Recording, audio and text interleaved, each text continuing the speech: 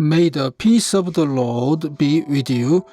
I pray that you will be filled with God's grace and blessings by listening and reading the Bible every day. I am Pastor 종선죄. We are listening and reading the Bible according to the reading plan proposed by the Revised Common Lectionary. This year's reading plan is by year C.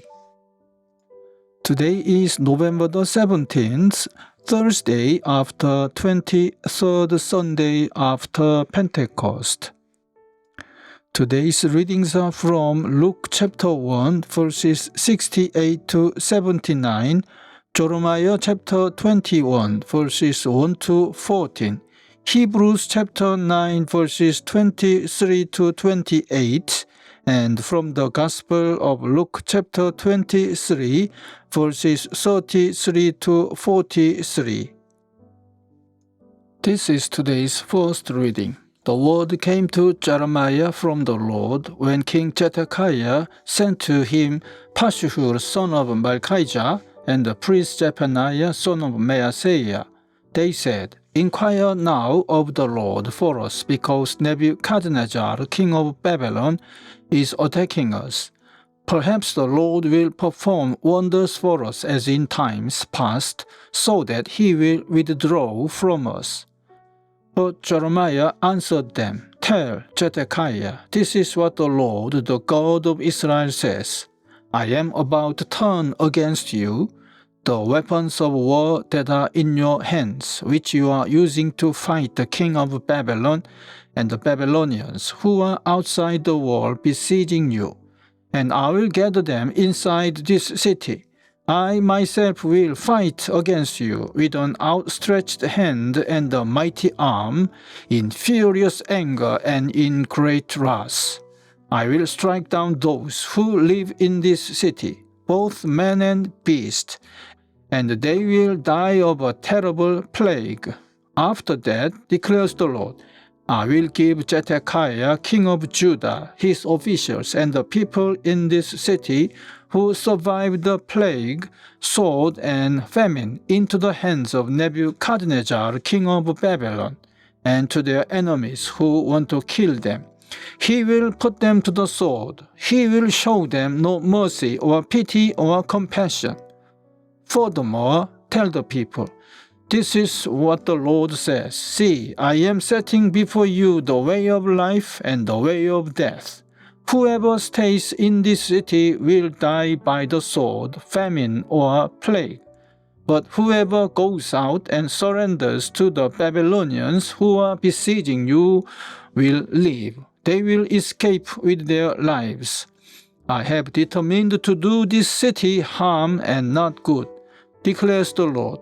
It will be given into the hands of the king of Babylon, and he will destroy it with fire. Moreover, say to the royal house of Judah, hear the word of the Lord. This is what the Lord says to you, house of David. Administer justice every morning. Rescue from the hand of the oppressor the one who has been robbed. Or my wrath will break out and burn like fire, because of the evil you have done. Burn with no one to quench it. I am against you, Jerusalem. You who live above this valley on the rocky plateau, declares the Lord. You who say, who can come against us? Who can enter our refuge? I will punish you as your deeds deserve, declares the Lord. I will kindle a fire in your forests that will consume everything around you. Amen. This is today's song. Praise be to the Lord, the God of Israel, because he has come to his people and redeemed them. He has raised up a horn of salvation for us in the house of his servant David, as he said through his holy prophets long ago.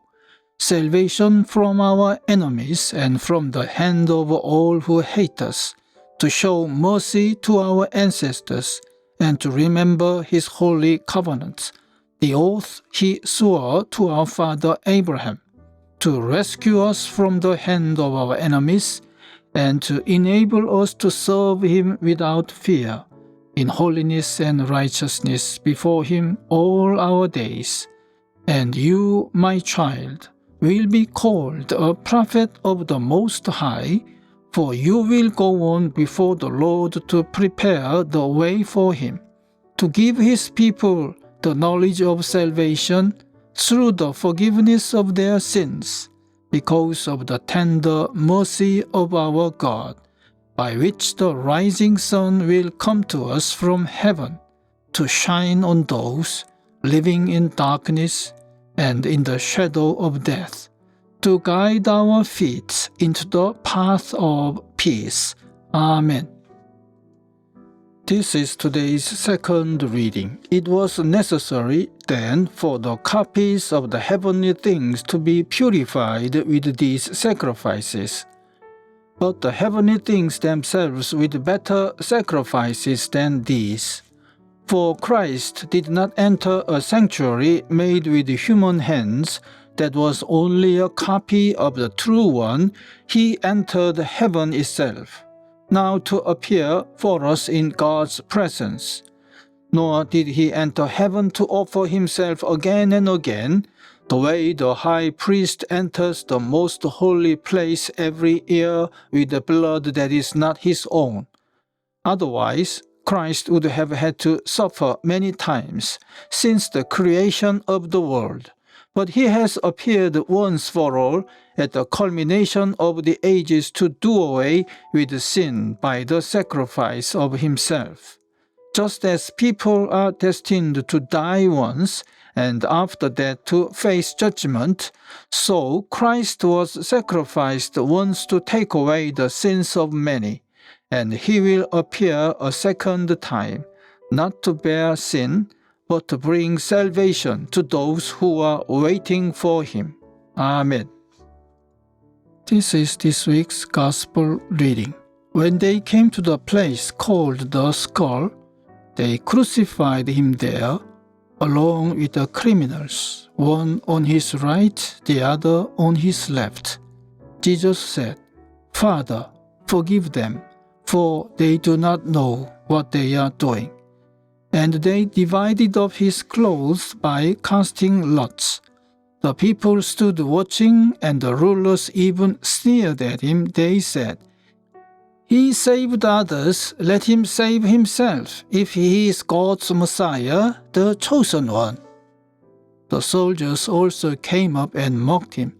They offered him wine vinegar and said, "If you are the king of the Jews, save yourself."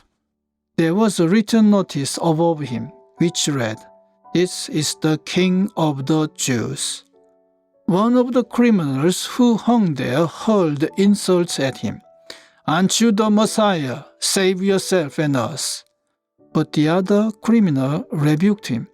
"Don't you fear God," he said. "Since you are under the same sentence, we are punished justly, for we are getting what our deeds deserve.